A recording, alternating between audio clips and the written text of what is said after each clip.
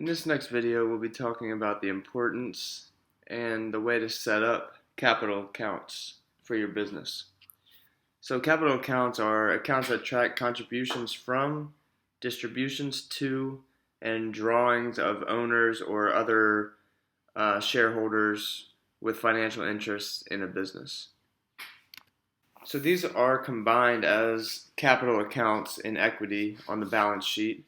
The name can be changed in certain situations, like for sole proprietorship, you can change the name to owner's equity, and we'll actually go into more detail about that in our next video on setting up simple equity for sole proprietorship and self-employed workers.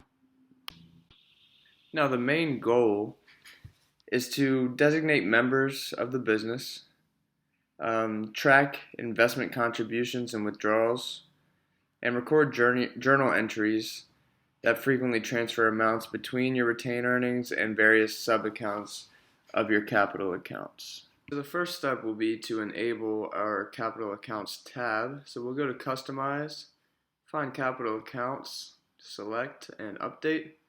Now you have your tab here on the side with the number of capital accounts here as a 0 for now. So we want to go in here and we'll add a new capital account. Now what we will simulate here is a partnership with two partners of the business. We'll go Sam Wood for the first one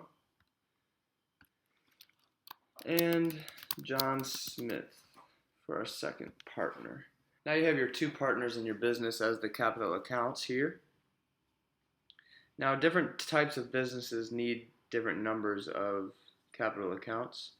For example, a sole proprietorship will need one capital account with the owner. The partnerships here will need an account for each partner. Trust, you'll have one for each beneficiary, and funds will be one for each member. So depending on your type of business, that's how you will set up your capital accounts. Capital accounts are set up. I'll show you the sub-accounts that are automatically added by manager. So our capital sub-accounts here are our drawings, our funds contributed, and our share of profit. Now these sub-accounts are useful to separate movements to and from specific capital accounts, and there's an option to add more if needed, but usually these are sufficient for most businesses. So now let's go to a receipt and payments, and we're going to allocate some transactions to these sub-accounts. So our first one will be a new receipt. So for this transaction, our description is going to be our quarterly payment. So this will be under capital accounts. And we'll say John Smith was making a quarterly payment to himself. So this will be a drawing from the business. And we can say ATM withdrawal as a description. Not necessary. And let's say it's $5,000. So this is first quarterly payment that John is drawing from the business. Create. Now we want to go back to our payments, and now we're going to add a transaction and allocate to our funds contributed. So we're going to go to a new payment. And let's say that this is from Sam, and this is his initial investment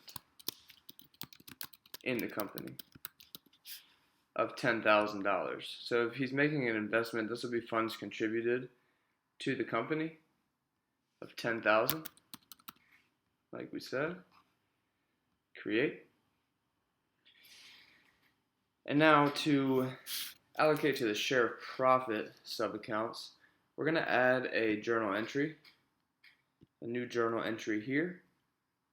So this will be an allocation of earnings, which only certain business entities are required to do this.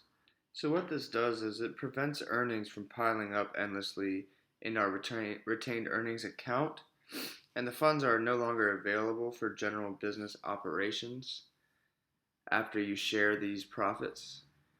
So we're going to add an extra line here, and we'll allocate these both to capital accounts, and we'll do the share of profit for each partner.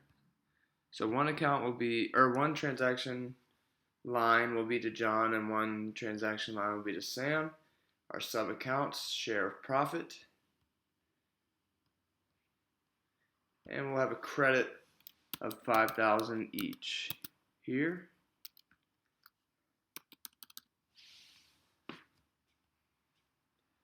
And now the transaction balance is out, debit and credit. We'll update. Let's go take a look at our summary. And we can see that our capital account here has our transactions, our retained earnings as well.